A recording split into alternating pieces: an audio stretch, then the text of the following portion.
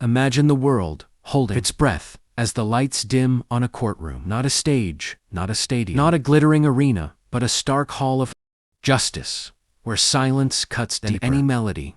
And in that silence stands Taylor Swift, the global superstar, the voice of a generation, storyteller of countless hearts. But today, holding a guitar, she is not holding a microphone. She is standing before a judge, and the eyes of the world are locked on her, waiting for every breath, every glance shift the balance of her fate.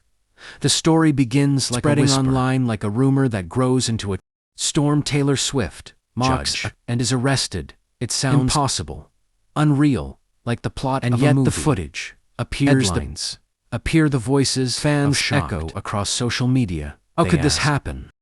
How could the woman who has sung about heartbreak, resilience, and empowerment now be accused of defying the court? As the camera flashes erupt outside the courthouse, people scream her name, reporters push forward, microphones raised, trying to capture a statement. But Taylor remains silent, her expression unreadable, her steps heavy as she escorted by officers into custody inside the courtroom. The scene had unfolded with tension so sharp it could slice through the thick air. Witnesses recall how the judge pressed her with questions about contracts and rights, about money and ownership and legacy. She stood tall, she answered calmly at first, but then something shifted. A spark of defiance flickered in her eyes.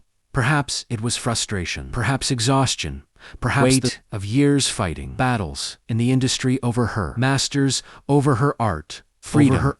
And in that moment, she let slip words that sounded like mockery, words that cut across the room like a knife. The judge reacted swiftly, declaring contempt of court. The order was given. Officers moved, and the crowd gasped. And suddenly, the superstar who had filled arenas being led away in handcuffs. The shock rippled through the courtroom and spilled into the streets within minutes. The internet was ablaze. Hashtags like Free Taylor Swift arrested exploded, trending across platforms. Fans refused it.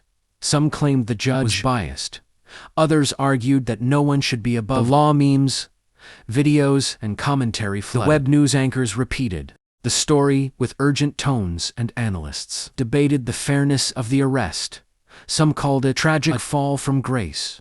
Others framed it as an overreaction, fueled by the spectacle of celebrity culture. But the truth behind that moment is layered deeper than headlines. Taylor Swift was not just a singer. She was a fighter. She had waged wars for her music, for her dignity, and she was tired of being silenced, tired of being treated like property in contracts written to benefit others. She had turned her struggles into anthems, her pain into poetry, her battles into performances that millions sang along. The secure facility loomed large as the van rolled through the gate's tall fences and watchtowers casting long shadows under the moonlight. Taylor Swift felt the weight of each second pressing on her chest, yet she refused to bow her head. The guards escorted her inside, and every step echoed like a drumbeat, announcing her arrival. Whispers filled the hallways, even here among hardened officers. Her name carried power. Some guards stared in disbelief. Others smirked as though amused by the fall of a superstar, but she walked past them with steady steps, her mind repeating over and over, "This is not the end." She entered a small cell, the walls bare, the air heavy with silence. She sat down on the narrow bed and closed her eyes, remembering the faces of her fans, remembering the fire of her voice in that courtroom, remembering the judge who had looked at her with scorn. The headlines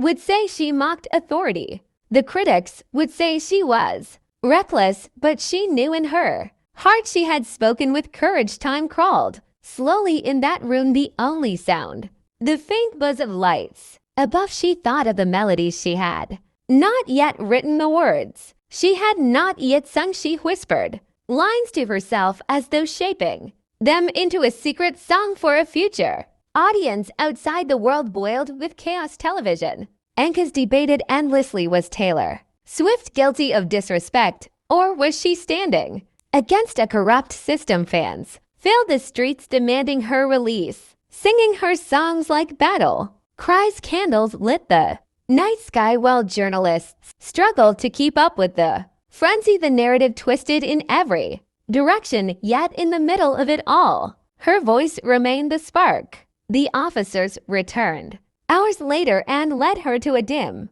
chamber where cameras had been set up. Officials announced that she would be making a statement to the public. Her heart raced, not with fear but with clarity. She knew this was her moment. She stepped forward into the lights and looked into the camera, her voice steady as she said, "I will never be silent when injustice stands before me. I will never let power mock the powerless. I will not bow down to fear." She spoke without notes, without hesitation, her words flowing like lyrics written on her soul. The world watched in stunned silence, millions glued to their screens, hearing a side of her they had never known before. The authorities shifted nervously, realizing they had underestimated her. After the BROIDCAST, she was returned to her cell, but the energy outside had changed, louder, greater, stronger. Her fans rallied harder.